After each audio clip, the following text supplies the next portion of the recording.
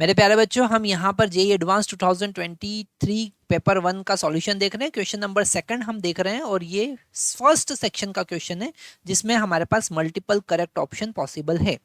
Question में given है plane polarised blue light rays is incident on a prism such that there is no reflection from the surface of prism. यहाँ पर ये जो sentence लिखा है कि there is no reflection from the surface of prism, ये बड़ा important point यहाँ पर लिखा हुआ है। इसी के बेसिस पे हम आगे का पूरा क्वेश्चन सॉल्व करेंगे। The angle of deviation of emergent ray is del equal to 60 degree. Blue colour के लिए कितना है? डेल इक्वल टू 60 डिग्री यहाँ डायग्राम में गिवन है। Okay, the angle of minimum deviation of red light, पर red colour के लिए जो मिनिमम डेविएशन है वो कितना है? 30 डिग्री है, ऐसा क्वेश्चन में गिवन है। The refractive index of prism for blue colour is √3। Okay, तो कौन सा ऑप्शन यहाँ पर करेक्ट होगा? यहाँ पर अगर जो हमने सबसे पहला सेंटेंस देखा था और कहा था कि बड़ा इंपॉर्टेंट सेंटेंस है, इसी से हम आगे के क्वेश्चन ऑप्शन चेक करेंगे। तो यहाँ पर रिफ्लेक्शन नहीं है, रिफ्लेक्शन नहीं है, इसका मतलब ये जो पोलराइज लाइट इंसिडेंट हो रही है ना, इसका अब इधर कोई पोलराइजेशन कंपोनेंट प्रेजेंट नहीं है। मतलब कि इसका कोई भी कंपोनेंट ऐसा नहीं है जो इसके परपेंडिकुलर है। आपको ब्रूस्टर एंगल का कॉन्सेप्ट समझना पड़ेगा, आपको कॉन्सेप्ट समझना पड़ेगा पोलराइजेशन यूजिंग रिफ्लेक्शन। ओके, तो यहाँ पर रिफ्लेक्टेड रे का कोई कंपोनेंट नहीं है, मतलब इसका पूरा पोलराइजेशन इन द प्लेन है, परपेंडिकुलर कंपोनेंट नहीं है।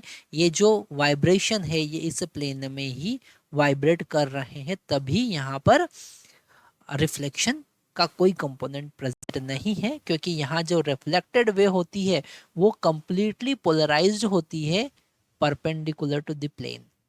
ओके, तो ये कॉन्सेप्ट बड़ा इंपॉर्टेंट है, जो इसी से हम यहाँ पर समझेंगे कि ये जो एंगल ऑफ इंसिडेंस है, ये जो एंगल ऑफ इंसिडेंस है ये IB है, मतलब ब्रूस्टर एंगल है।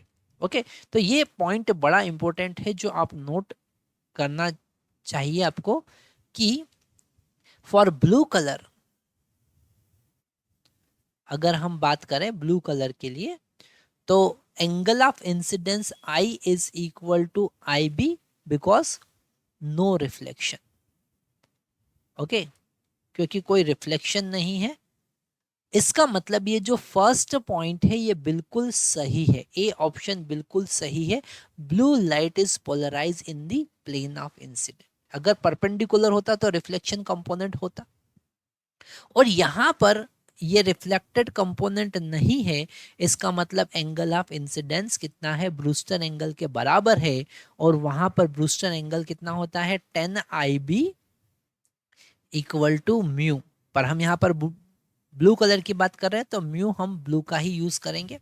मतलब 10, अगर हम यहाँ पर देखें तो 10 IB इज इक्वल टू √3, मतलब एंगल ऑफ इंसिडेंस कितना है? 60 डिग्री है। ये पहला पॉइंट हमको पता चला। अगर हम डेविएशन की बात करें तो डेविएशन के लिए प्रिज्म से डेविएशन का फॉर्मूला हमको पता है। इसका मतलब यहाँ पर एक सिंगल क्वेश्चन में हमारे पास में 2 चैप्टर का कॉन्सेप्ट है। पहला पोलराइजेशन मतलब वेव ऑप्टिक्स, और दूसरा रे ऑप्टिक्स जिसमें प्रिज्म का कॉन्सेप्ट यहाँ पर आ रहा है। ओके, मतलब 2 चैप्टर एक सिंगल क्वेश्चन में उन्होंने इंक्लूड किए हैं। IB + E - A। ओके, तो यहां पर डेल का वैल्यू 60 डिग्री है। Okay, plus is equal to IB का वैल्यू भी यहां पर 60 डिग्री है, E का वैल्यू हमें पता नहीं है, और -A। ओके, A भी अभी हमें पता नहीं है, एंगल ऑफ प्रिज्म उन्होंने दे नहीं रखा, 60 से 60 यहाँ पर कैंसिल होगा, E इक्वल टू A हमको मिलता है। मतलब जो इमरजेंट एंगल है, एंगल ऑफ डेविएशन अलग चीज है, इमरजेंट एंगल अलग चीज है। ठीक है, तो एंगल ऑफ इमरजेंट जो है वो A के बराबर है। ओके, अगर हम इस सरफेस के लिए इमरजेंट रे के लिए रिफ्रैक्शन का कॉन्सेप्ट यूज करें, स्नेल्स लॉ लगाते हैं, है ना, ये वाला जो एंगल है वो है E। ओके, और यहाँ पर ये रे ऐसे पास हो रही है। आप ब्लू कलर भी यहाँ पर ले सकते हैं क्योंकि उन्होंने कहा है कि ब्लू कलर, तो हमने ब्लू कलर ले लिया। ओके, और ये वाला एंगल होगा R2। तो हम यहाँ से R2 R1 में रिलेशन फाइंड कर सकते हैं, और R1 R2 में रिलेशन हमको पता है R1 plus R2 is equal to A। Okay, तो यहाँ पर हमको R1 का वैल्यू पता चल जाएगा। कैसे? अगर हम R1 के लिए सॉल्व करें तो स्नेल्स लॉ लगाते हैं फर्स्ट सरफेस पे, है ना। ये जो फर्स्ट सरफेस है इस पे स्नेल्स लॉ अगर हम लगाते हैं, इसको हम A कंसिडर कर लेते हैं, इसको B कंसिडर कर लेते हैं, C कंसिडर कर रहे हैं, तो ए बी सरफेस पे हम सबसे पहले स्नेल्स लॉ लगा रहे हैं। तो हमको पता है स्नेल्स लॉ क्या होता है, μ1 मतलब 1 into sine IB is equal to mu मतलब √3 इंटू साइन R1। ओके, तो इसका वैल्यू हमको पता है √3/2 है, क्योंकि स्नेल्स लॉ हम लगा चुके हैं यहाँ पर। और यहाँ पर IB का वैल्यू 60 डिग्री पुट करेंगे तो साइन IB √3/2 हो जाएगा, इंटू √3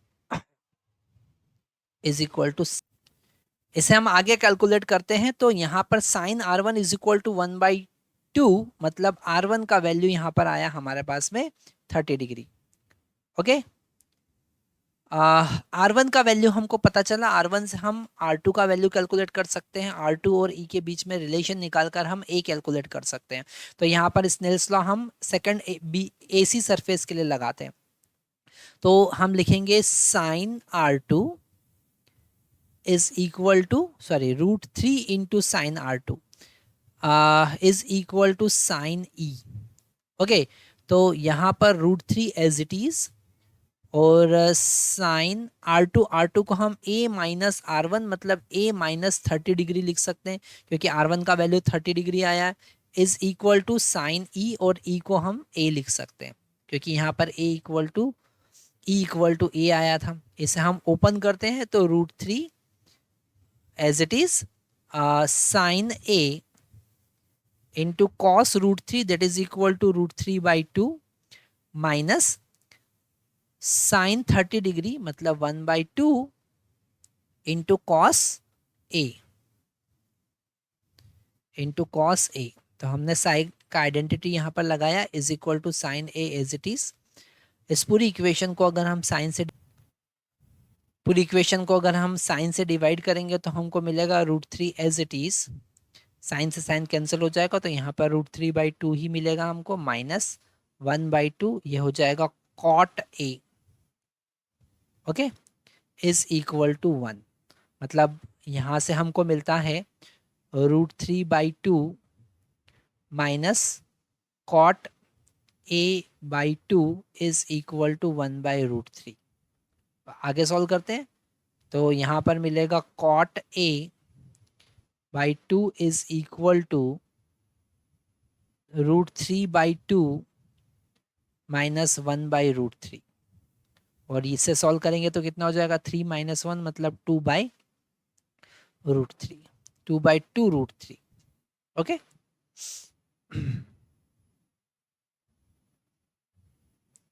1/2√3। ओके, मतलब कॉट A इक्वल टू 1/√3, मतलब A इक्वल टू हमारा आया 60 degree. Okay, angle of incidence यहाँ पर कितना है 60 डिग्री, मतलब बी वाला ऑप्शन हमारा इनकरेक्ट ऑप्शन है। Angle of incidence, angle of prism जो है वो 45 डिग्री नहीं है, 60 डिग्री है। नेक्स्ट हम देखेंगे refractive index of prism for red colour. तो यहाँ पर डायरेक्टली मिनिमम एंगल दे रखा है हमारे पास में, तो हम यहाँ पर refractive index mu equal to sine A plus del minimum by 2 divided by sine A/2 वाला फॉर्मूला लगा देंगे। तो यहाँ पर mu is equal to sine, ये हो जाएगा हमारे पास में A का वैल्यू 60 और डेल मिनिमम 30 मतलब 90, मतलब ऊपर मिलेगा साइन 45 डिग्री और नीचे मिलेगा साइन 30 डिग्री। तो इसको जब सॉल्व करेंगे तो 1/√2 divided by 1/2 that is equal to 2/√2 that is equal to √2। मतलब हमारे पास में सी वाला ऑप्शन भी सही है। The angle of reflection for the blue colour at the air exit is 60 degree, ये भी बिल्कुल सही है क्योंकि यहाँ पर E इक्वल टू ए है। मतलब हमारे 3 ऑप्शन यहाँ पर सही है और बी वाला ऑप्शन यहाँ पर गलत है। तो आपने देखा यहाँ पर इस चैप्टर में हमने इस क्वेश्चन में हमारे पास में 2 चैप्टर के कॉन्सेप्ट इंक्लूड थे और दोनों के कॉन्सेप्ट हमने पूरे यहाँ पर यूज़ किए हैं।